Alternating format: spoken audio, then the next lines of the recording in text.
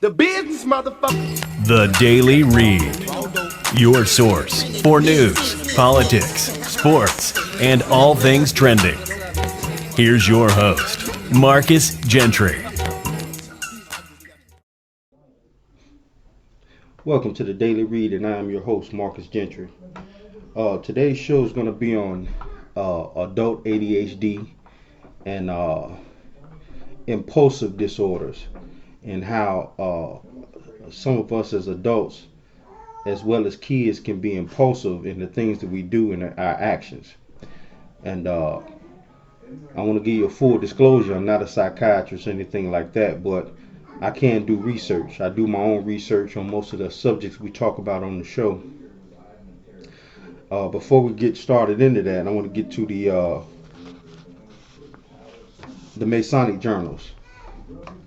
We haven't did the Masonic journals in a while, and the Brothers of Nimrod 9, we have some things coming down the pike here that I'm going to be posting here pretty soon. So anyone want to reach out to me in the Masonic community, whether you're Eastern Star Sister or Mason, you can reach me at the Masonic Journal at gmail.com. And that's the Masonic Journal at gmail.com. And you can leave me anything you want to tell me about as far as your work in the community, and let the community know, and I'll post it. It's free. So take advantage of it, people. It's free. Now let's jump right into adult ADHD. Many of us hear about ADHD in kids when we see them ripping and running and can't sit still and things of that nature. And a lot of us want to go down there and give these kids some kind of medication or counseling or something of that nature, but you don't have to.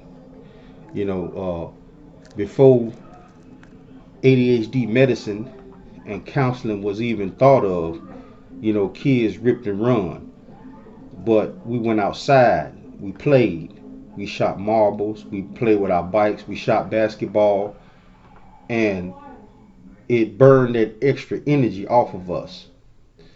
And now you have a situation where a lot of kids are up under their parents all the time. They don't, when they're playing cards, when they're drinking. When we were kids, grown folks used to tell us, go outside and play, get out of our face, get out grown folks' face. Now it's a different nature where younger people are having kids at younger ages, and they're still babies themselves. They haven't mentally matured enough to understand that kids need that time to get that extra energy off. And I gave an example on one of my shows on how we was playing cards at a grown folks party, and this young girl had her child in her lap. We all sitting around drinking, cursing, and talking smack, and the baby sitting right there. And 10, 20 years ago that wouldn't have happened. They would have told that kid, go upstairs and play with the other kids. Get out grown folks' face. So ADHD is a problem in the black community, and it can be easily solved with patience and understanding of what it is and how to get around it without medicating our kids and having them walking around like zombies. That's one thing I can't stand, is to see babies walking around like zombies, slobbing out the mouth, because they done took this ADHD medicine and it's making them brain dead. But let's get into what ADHD is. Now, ADHD is a medical condition that affects a person's attention and self-control. ADHD can affect how they get along with other people. ADHD stands for Attention Deficit Hyperactive Disorder. That's the medical term for difficulties with attention to self-control that can make someone fidget and move around a lot. Now, there's a lot of other conditions that come along with ADHD. And all this goes back to self-control. Some of us in our communities we have a lack of self-control. And the self-control that we have uh, is taught to us from our parents. We watch how our parents act and remove and move throughout life, and we emulate them.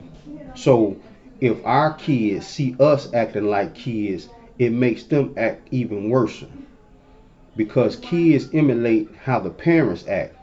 That goes to cleanliness.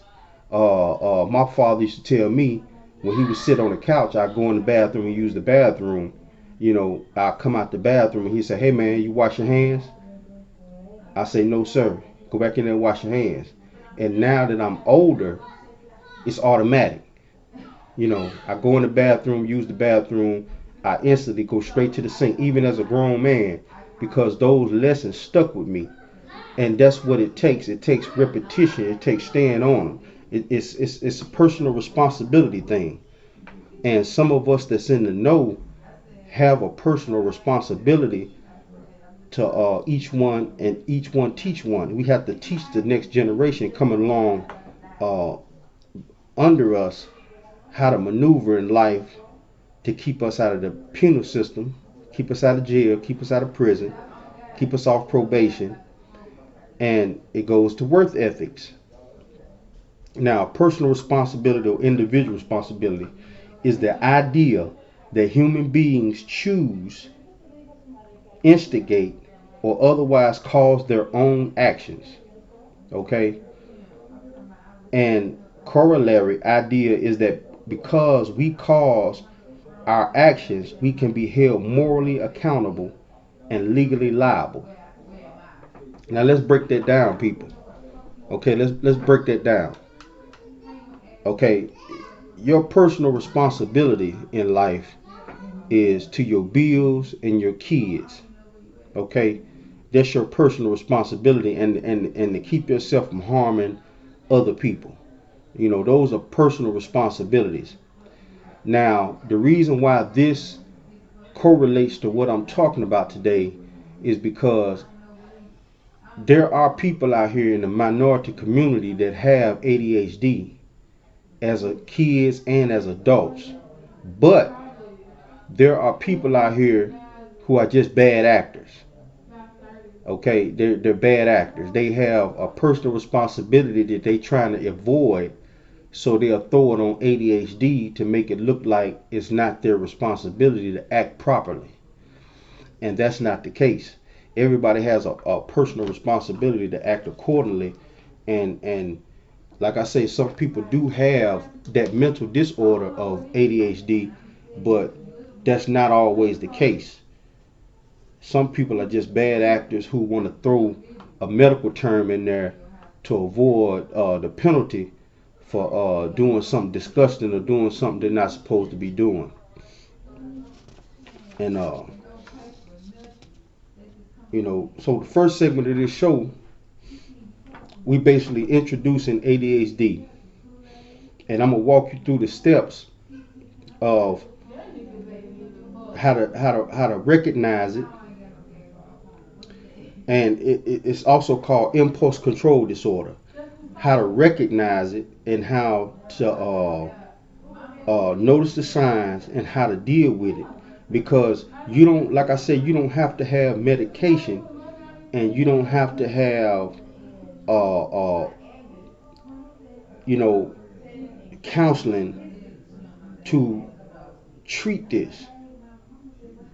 It all goes back to the responsibility of people that raise you, people that are an influence on your life.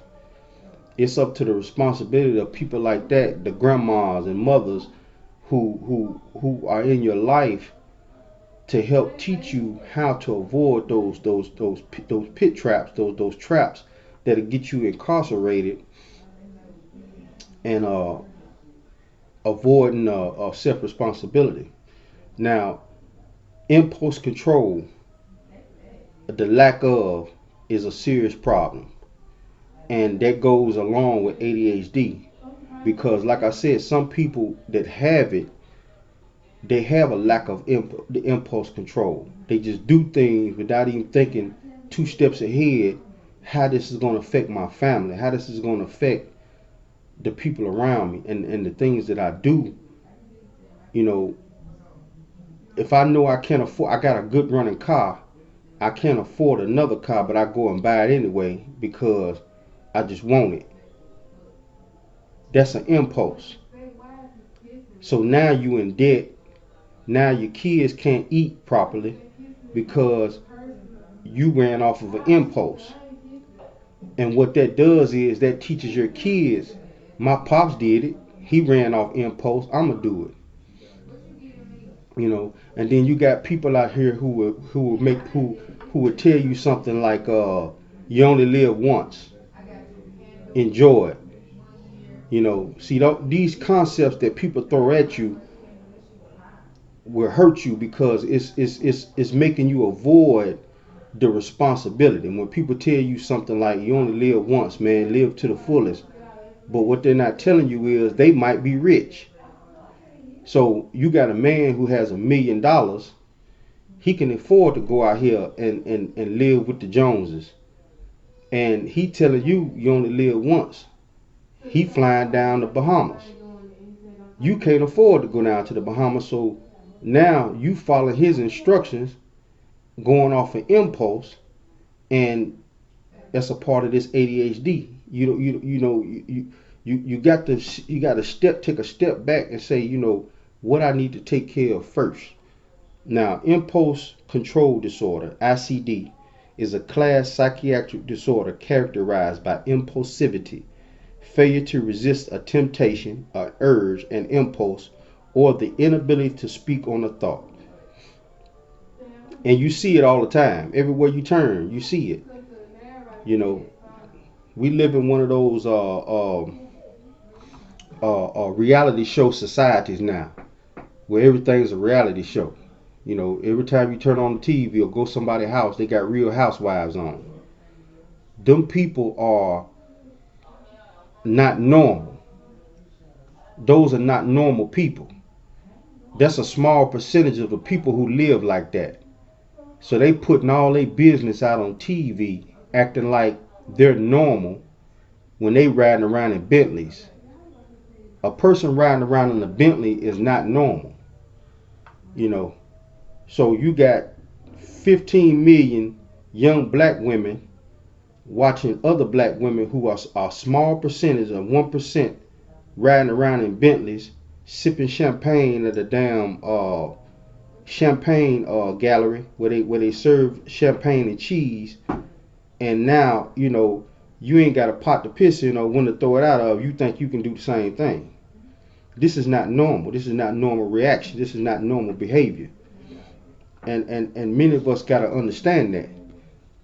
That's why they call it a reality show. It's really in reality. It's not reality. That's not your reality. Your reality is you're going to have to go to Popeyes and get some chicken.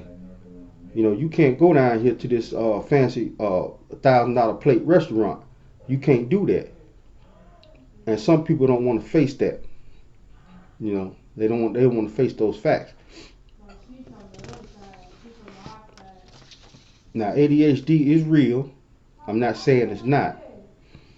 But I'm saying it's a remedy for ADHD. It's a remedy for that. And you don't have to medicate to just meditate on or think on a subject that you want to do in life, or how you want to go about it, and take a step back and think of how it's going to affect your family, your bills, your household before you take those actions. And we see it all the time in the club. I had partners in clubs where me and somebody might be arguing, and one of my partners might haul off and punch the guy in the face. I never asked him to hit this guy. He just did it off an impulse. So when I asked him about it later on, and this is a true story, I'm not giving you nothing. People know me in West Tennessee, and he acted off impulse. When I asked him about it, I said, man, why did you hit this guy like this? Me and him was arguing. It was between me and him, but you just hauled off and punched him in the face. Oh man, I thought you and him was into it, and if you into it with the guy, I'm into it with the guy. But what he didn't realize was this guy, me and him, been knowing each other for years. We argue, we argue like this all the time. So we got to control these impulses that makes us act and react in certain ways that's not beneficial towards us, our black community, our minority communities, because it's deeply affecting us. It's got us running around here looking like savages. I'm gonna take this first commercial break, and when we get back, we're gonna dive deeper into ADHD and the symptoms. This is the Daily Read, and I'm your host, Marcus Gentry. The business, motherfucker. The Daily Read.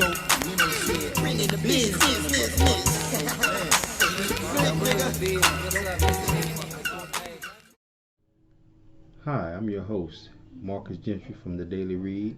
Hi, and I'm Shantae Gentry from Dreadhead Cutie. Good. Oh, I ain't supposed to talk in there. You can talk. This is our slight commercial, letting you people out there that watch me on YouTube, Facebook know that it's important to vote. Your vote counts, people. What you think about that? Yeah, for Bernie Sanders. I like Bernie Sanders. He's pretty good, but I still think Joe Biden has a better chance of winning. But anyway, Bernie Sanders 2020. Well, this is our take on voting. You guys get out there, register to vote because your vote counts. Every vote counts. Peace. The business, motherfucker. The Daily Read.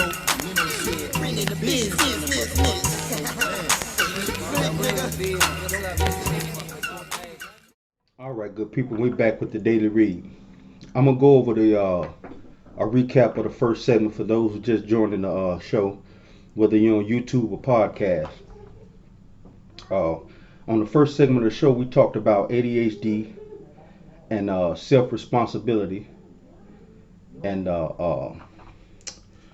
other one was impulse disorder, and how people act off impulses instead of having a clear thought of how their actions are gonna affect long-term situations. Now, I recently had a situation I want to discuss, and I'm not gonna put no names to it. It's a recent situation about an animal. I had a friend of mine who had an animal, and now this animal, is not able to be taken care of properly.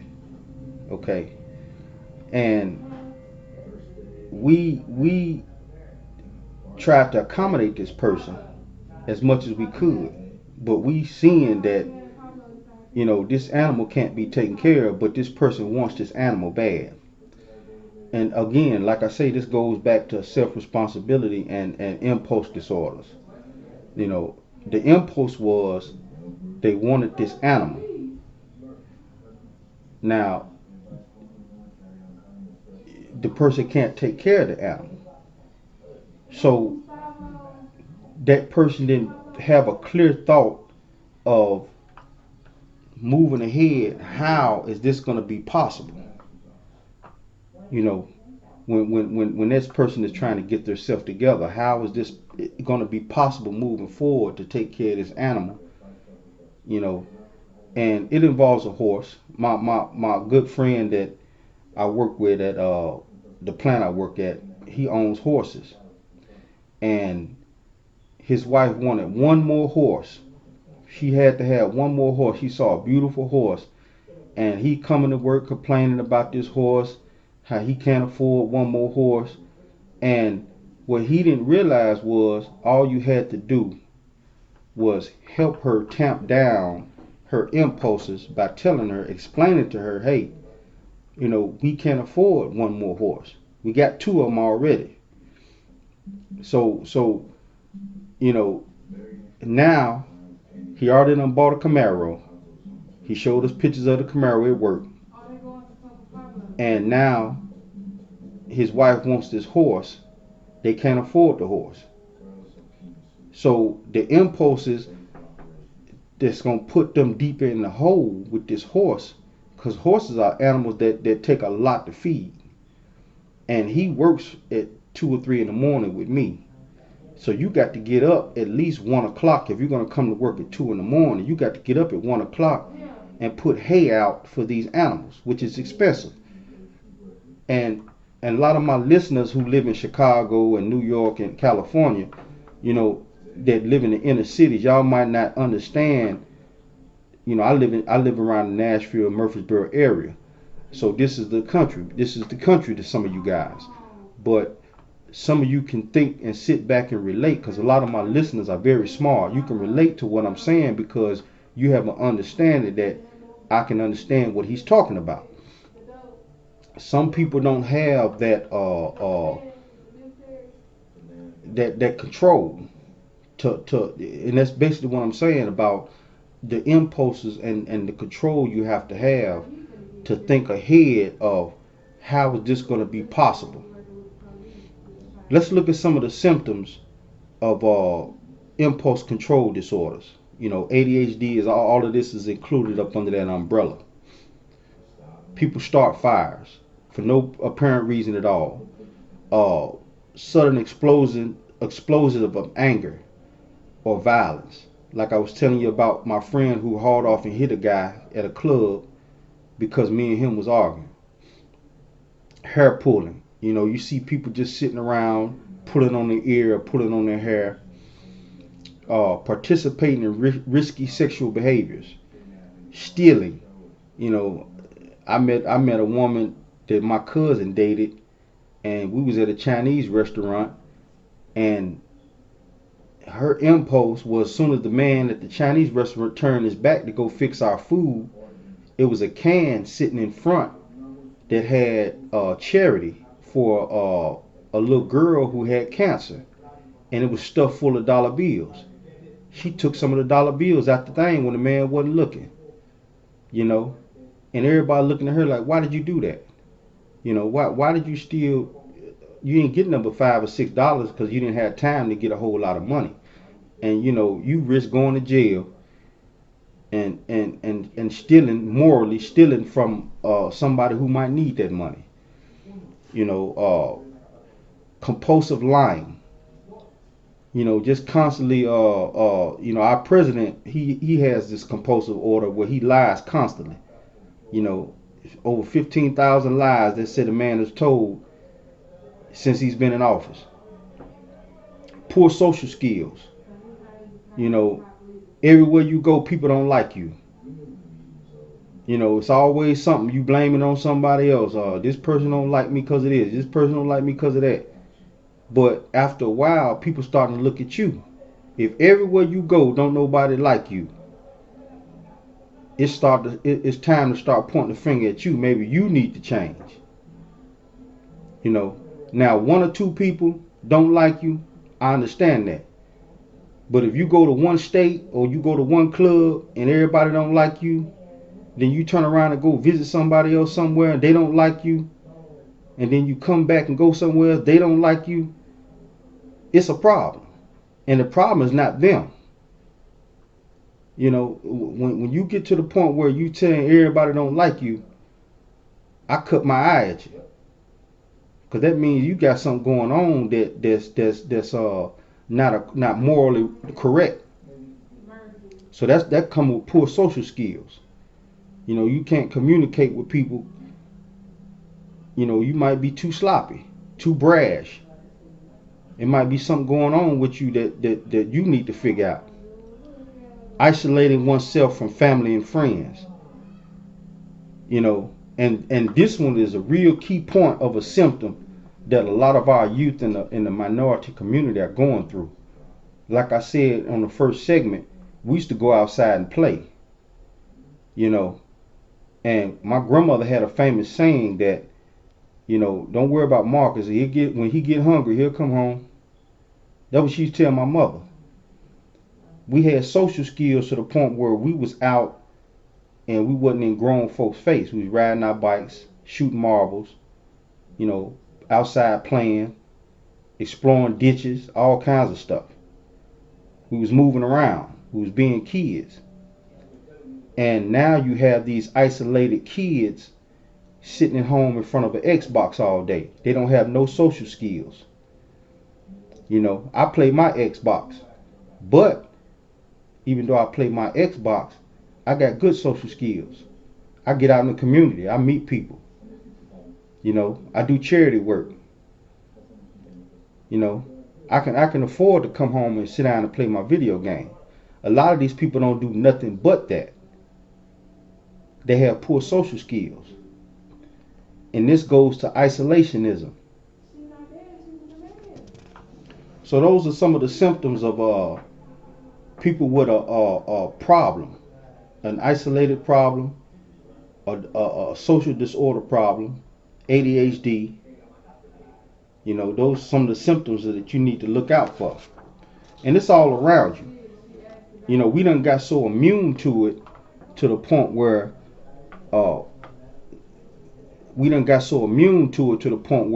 we brush it off. He just playing. That's just how he is. And that's the same thing he's saying about this corrupt president.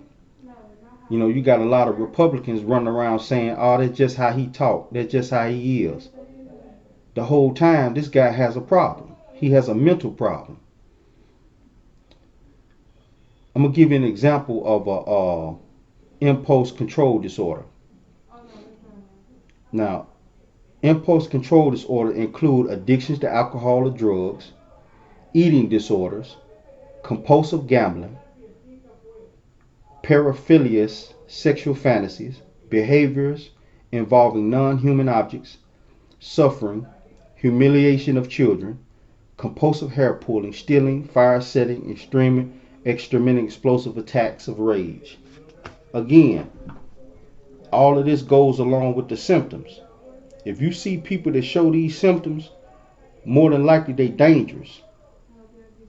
And there's several. When I say dangerous, my listeners, you got to understand that there's several different levels of danger. A person can be dangerous to you physically, where they might hurt you, get you hurt, or kill you. And then there's another level of danger where people can be dangerous to you financially. They could put you in financial ruin because of their impulsive disorders. Especially when you have a brother or sister who don't take care of their kids, or you have a niece or a nephew who don't take care of their kids, and they out kicking it, partying, and you raising their babies. See, that's what you call putting you in financial ruin, while they have this impulsive disorder to go out and play. So we got to understand the symptoms and the signs in the black community, because it's all around us. We see a lot of grandparents and great grandparents raising their kids. Why is that? My mother took us everywhere we went. Florida, North Carolina, Georgia, Chicago, Oklahoma. We was a military family, so everywhere we went, she drug us along with her. She never left us with nobody or none of that. But now it's a different era, to the point where people want to have kids, but they drop them off everywhere, leave them everywhere. Go live with them. Wow, and what you doing? You out here with your ass in the air. So these are impulse control disorders that it's all around us, but we've gotten so immune to it. It's like if somebody constantly hits you with a belt, after a while you'll toughen your skin up to the point where it still hurts, but you won't cry like you used to. A person can and women go through this a lot also. Some of you women who've been in bad relationships, you can have a bad relationship so long to the point where you're used to it. So when the next person come along in your life, you expect him to slap you around, and he might not be down with that. he might be like, man, I don't choke on women, you know.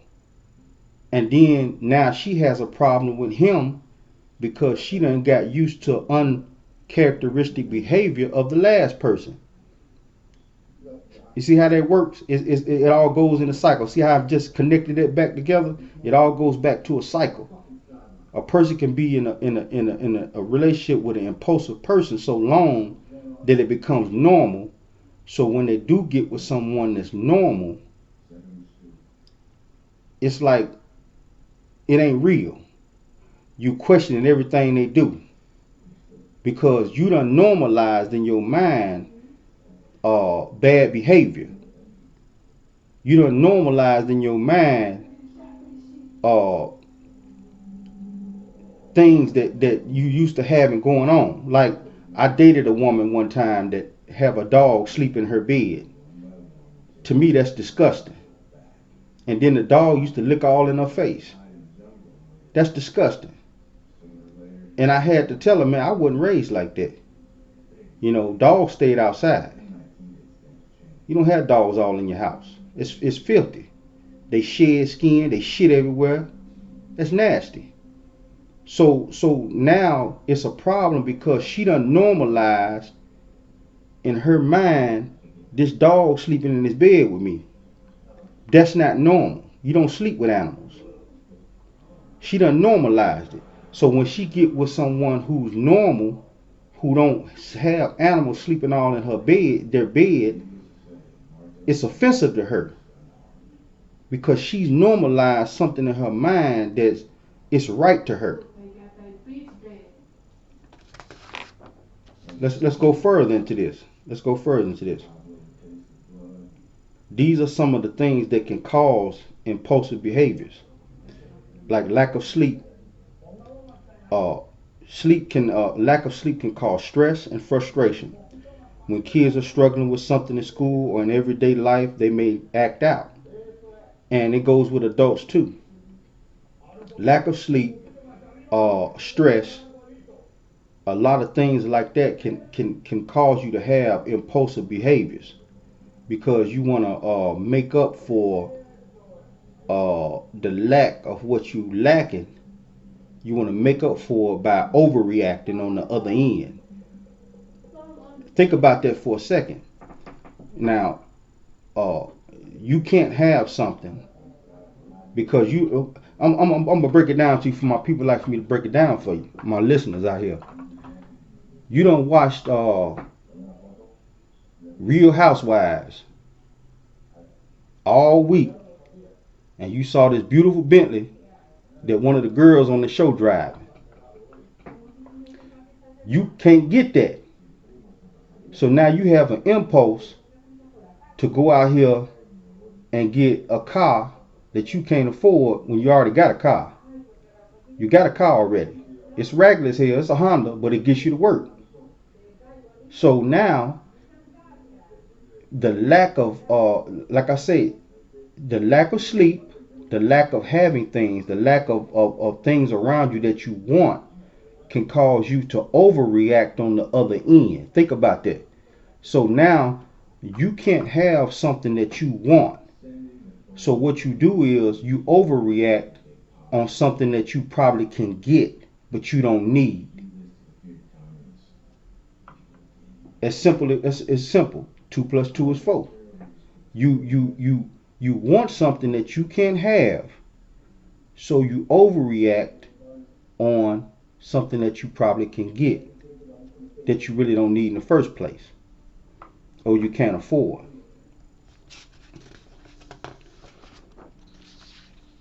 Now, on this, I'm gonna go to my next commercial break, and on this next segment, we're gonna talk about IEDs. Now, intermittent explosive disorder is a violent reaction to impulse.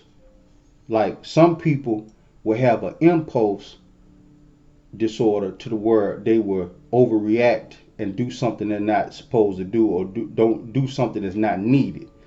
But there's also another phase of that where people get violent with it. And we see a lot of this in our communities too with the violence, because a lot of this violence is not needed. I was involved in the streets for a while, and I can count on both my hands how many times I needed a gun in the streets. But you got people out here who don't really need guns. They walk around with them all the time. You know, they got this old saying, you know, they'd rather be judged by 12 than carried by 6. You know, and when I saw my nephew with a pistol, he's in college at Austin P, and I know he's listening. I said, why you got a gun? I've been in far more worse shit than you, and I can count on both my hands how many times I carried a gun. Didn't need one. Oh man, you know how it is, huh? No, I don't. You don't need one. Some people overreact. They overreact because they have one, a fear. If you walk around fearless, you know, because you know you morally correct in life, you don't need that. You know, you don't need that. So we're going to go into this next commercial break, and when we come back, we're going to talk about some of the treatments, and then later on in the segment, we're going to call Brother Porter and do some sports. This is The Daily Read, and I'm your host, Marcus Gentry. The business, motherfucker. The Daily Read.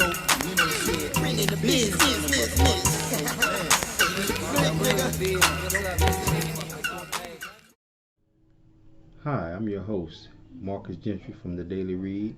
Hi, and I'm Shantae Gentry from Dreadhead Cutie. Good. Oh, I ain't supposed to talk in there. You can talk. This is our slight commercial, letting you people out there that watch me on YouTube, Facebook know that it's important to vote. Your vote counts, people. What you think about that? Yeah, for Bernie Sanders. I like Bernie Sanders. He's pretty good, but I still think Joe Biden has a better chance of winning. But anyway, Bernie Sanders 2020. Well, this is our take on voting. You guys get out there, register to vote, because your vote counts. Every vote counts. Peace. The business, motherfucker. The Daily Read.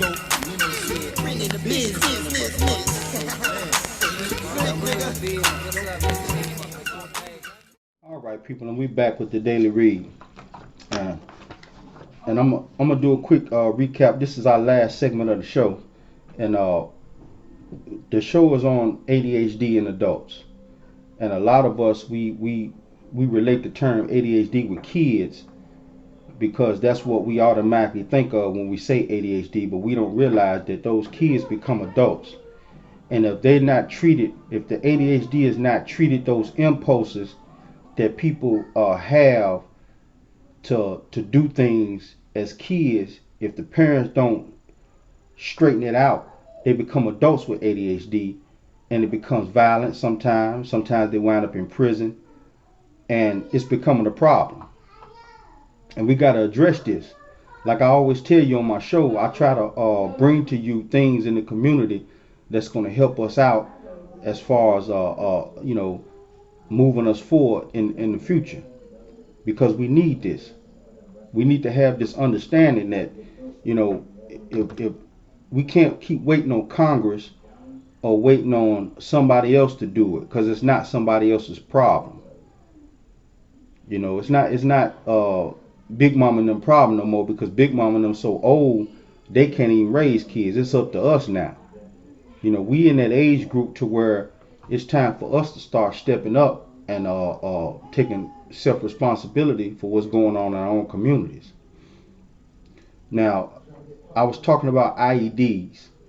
Now, the impulse disorder that I was talking about previously has another branch of it called IED.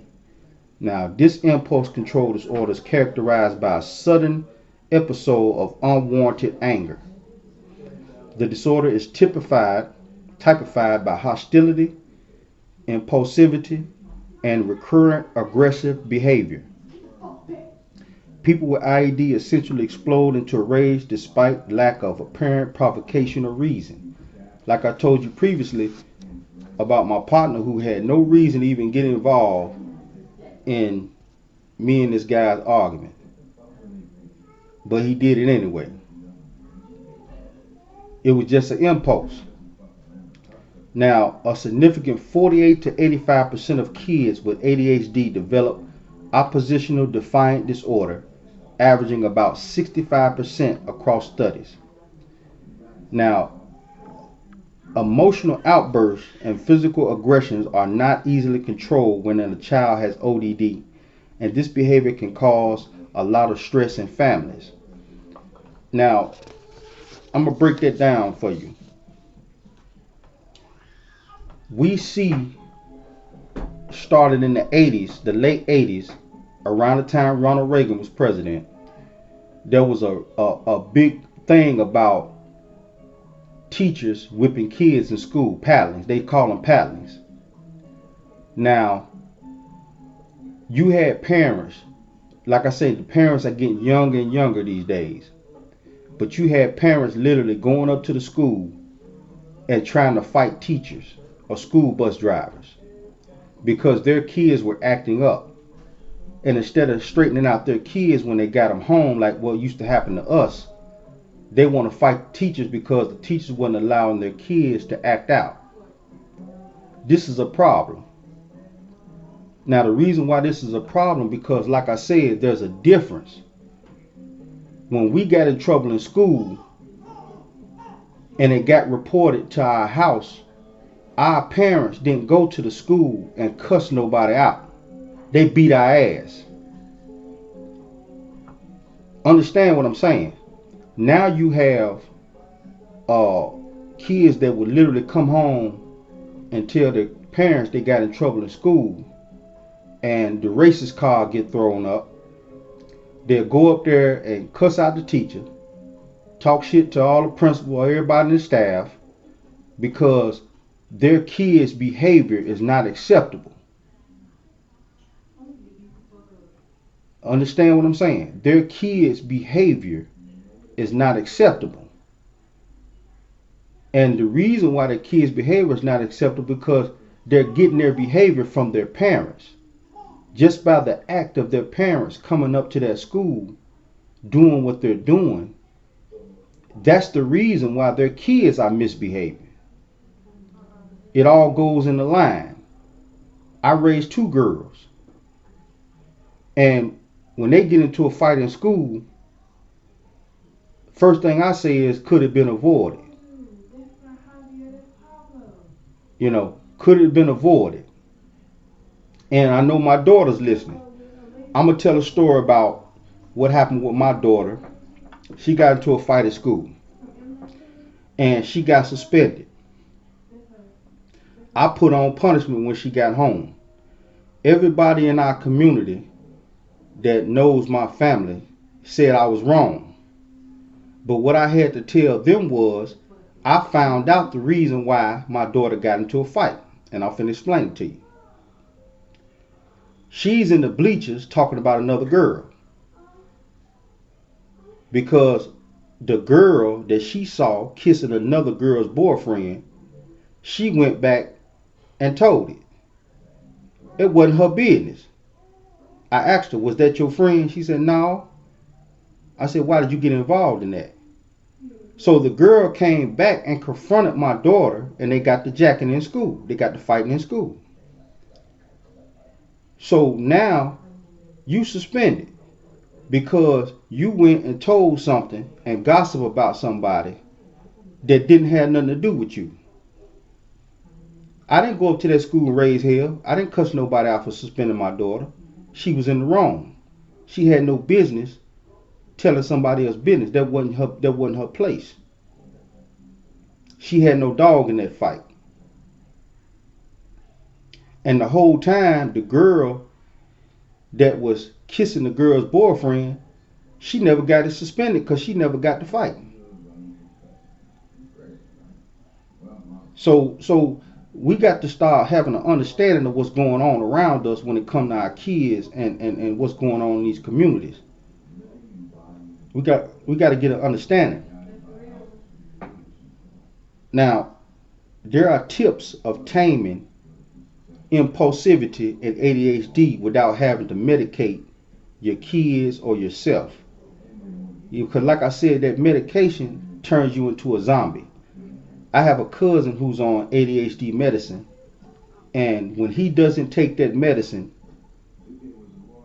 he talks, he hangs out, he's a little rambunctious, he's a little hyper, but when he's around us, he's not, because he sees how we acting and he calms down because he's around good people. But when he takes that medicine, he don't interact with nobody. He'll sit down on the couch and nod off, go to sleep. He's not normal. That takes him out of his normal mind state. And he doesn't need that. He needs to be in his normal mind state. If his normal mind state is active, he need to go out here and do some charity work or do some work in the community to get that stress off of him, to get that energy off. And this is a way we can counteract ADHD in our kids. If your kid has ADHD, he's ripping and running, put his ass in sports. Put him in some kind of activity that's going to burn that extra energy off of him instead of sending him down and getting him medicated. He doesn't need medication. He needs to get out here and hit a baseball or play a round of football. He needs to get out here and take him to the park. We used to go to the park. I don't even hear parents taking their kids to the park anymore.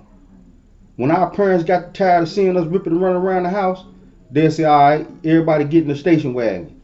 And it'd be 6 of us piled up in the station wagon. And we'd go down to the park. And our parents sit there and smoke a little herb. They used to smoke a little herb. They didn't smoke blunts. They smoked joints. They'd sit back, smoke them a little joint, while the kids all out there running around playing. And by the time we got back home, we were tired to the point where we'd lay our ass down and go to sleep. That's it. People don't want to use their time to take their own kids to the park to relieve stress. And that's a problem.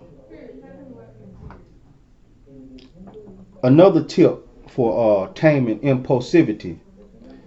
Now, impulsivity can manifest in many different ways in adults. In fact, it can range from seemingly benign to more dangerous behaviors.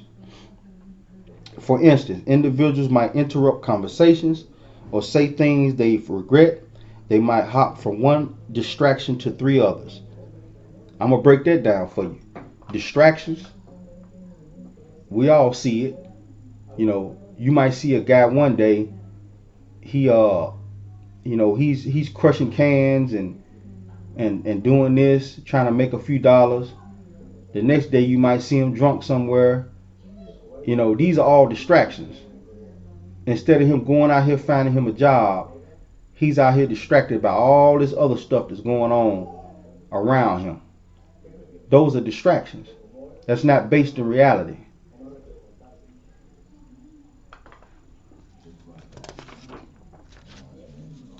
One of the ways we could tame it is be mindful.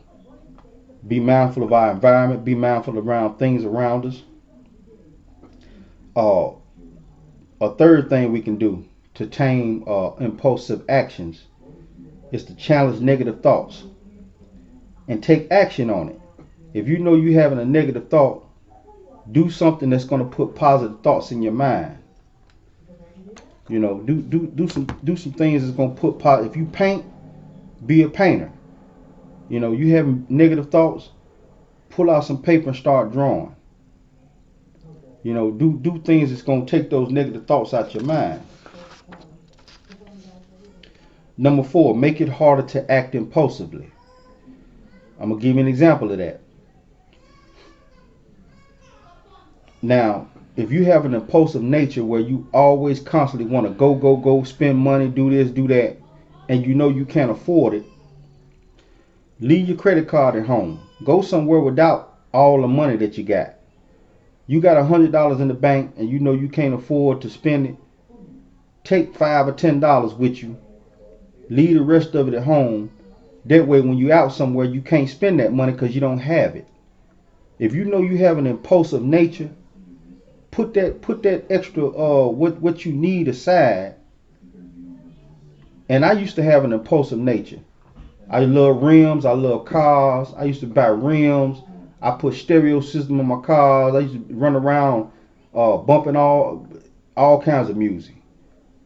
But then it started hitting my pockets. So now what I do is, if I'm in an electronics store and I know I love electronic gadgets like stereo systems, speakers, things of that nature, I won't go in there with my money. I'm going in there with enough money to buy what I need to go in there, because I know if I take my money with me, I'm going to see something else I want. It could be a case for a phone. I'm going to buy it. But if I don't have that money with me, I'm not going to buy it because I don't have it. The money stashed somewhere. Number 5, you need to engage in calming activities.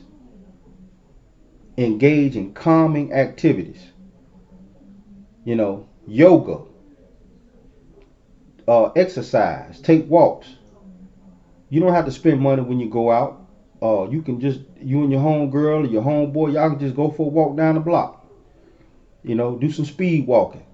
Those are calming activities. Things you can do to keep your mind from racing and doing something you ain't supposed to do. Now, I can't reach Brother Porter for the sports call, but we're going to get in contact with Brother Porter next week, and so he can update us on what's going on in the sports world. And this is the end of today's show, and I appreciate you guys from tuning in. Don't forget, when you hit that, you go to YouTube and hit that subscribe button, and leave a comment, and I'll try to reply back to all comments. You can see me on Podbean. You can see me on Facebook. I'm trying to get with iHeartRadio. Once I get on iHeartRadio, and it's already nationwide, it'll be worldwide once I get on iHeartRadio. So this is the Daily Read, and I'm your host, Marcus Gentry. Thank you. The business, motherfucker. The Daily Read. Business.